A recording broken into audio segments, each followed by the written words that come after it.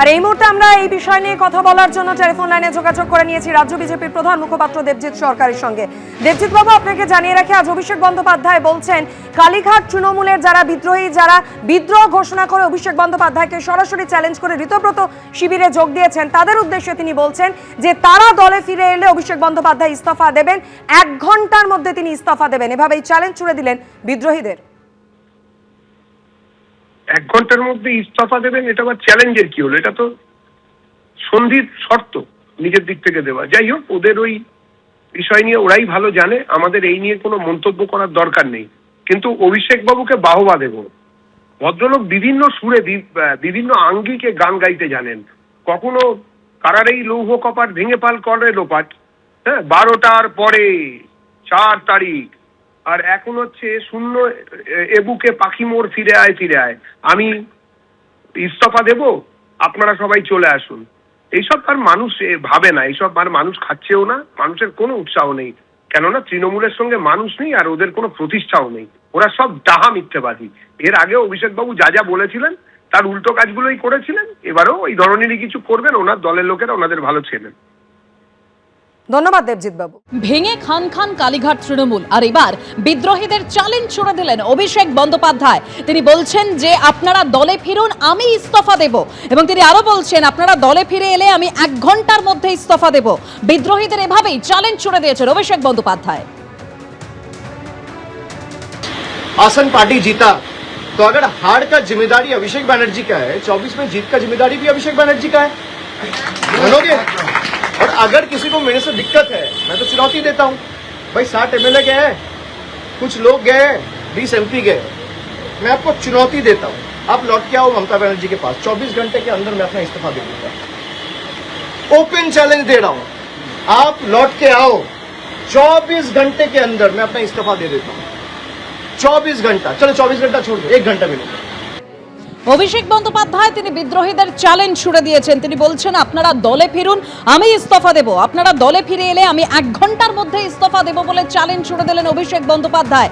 কারণ একে একে যেভাবে তৃণমূলে বিদ্রোহী অর্থাৎ বিধায়করা তারা ছেড়ে চলে গিয়েছেন কালীঘাট তৃণমূল, ঋতব্রত তৃণমূল, আলাদা শিবির তৈরি হয়েছে। সাংসদরা, একাধিক সাংসদ, 20 জন সাংসদ তারা এনসিপিআইতে যোগদান করেছেন এবং প্রত্যেকেই অভিষেক বন্দ্যোপাধ্যায়ের বিরুদ্ধে অভিযোগ তুলেছেন এবং অভিষেক বন্দ্যোপাধ্যায়ের ছিল বলেই তৃণমূল দলটা শেষ হয়ে গেছে এই অভিযোগ করেছেন। আর আজকে অভিষেক বন্দ্যোপাধ্যায় তিনি একেবারে চ্যালেঞ্জ ছুড়ে দিয়েছেন, বিদ্রোহীদের উদ্দেশ্যে চ্যালেঞ্জ ছুড়ে দিয়েছেন, আপনারা দলে ফিরুন, আমি ইস্তফা দেব, 1 ঘন্টার মধ্যে ইস্তফা দেব, আপনারা দলে ফিরে এলে।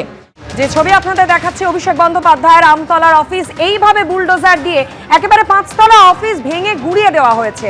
আর এই ঘটনার পরে বিজেপিকে নিশানা করেছে তৃণমূল। বিষয়টি আদালতের বিচারাধীন, যদিও বাংলায় নতুন সংস্কৃতি তৈরি হয়েছে। বিজেপি ক্ষমতায় আসার পর থেকেই বুলডোজার কালচার চলছে। ঘটনার 2 ঘন্টা আগেই সোশ্যাল সাইটে বুলডোজার অভিযানের ঘোষণা করা হয়। 2 ঘন্টা আগেই সোশ্যাল সাইটে ঘোষণা করেন অভিজিৎ দাস ববি, এমনটাই দাবি তৃণমূল কংগ্রেসের।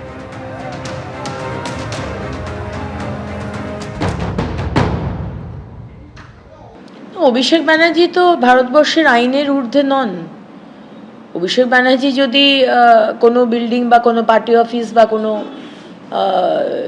কনস্ট্রাকশন করেছেন যেটা ইললিগাল, সেখানে আমরা সময় দিয়েছি, ওনার বাড়িতেও কিছু এক্সটেনশন করা হয়েছে, সেটাও আমরা সুযোগ দিয়েছি।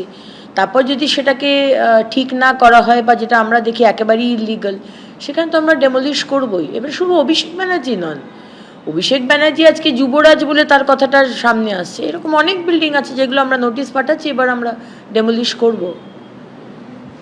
আমরা ইলিগাল বিল্ডিং তারাতলার মতো ঘটনা আমরা আর হতে দেব না। আমতলায় সাংসদ অভিষেক বন্দ্যোপাধ্যায়ের এই 5 তলা কার্যালয় যেটা বুলডোজার দিয়ে ভেঙে গুড়িয়ে দিল প্রশাসন, একেবারে পুলিশ প্রশাসন, কেন্দ্রীয় বাহিনীর উপস্থিতিতে সেই কার্যালয় ভেঙে গুড়িয়ে দেওয়া হলো। সেই মুহূর্তের ছবি আপনারা দেখতে পাচ্ছেন। আর যখন এই কাজ চলছিল তখন বাইরে বিজেপি কর্মীদের উচ্ছ্বাস ছিল চোখে পড়ার মতো।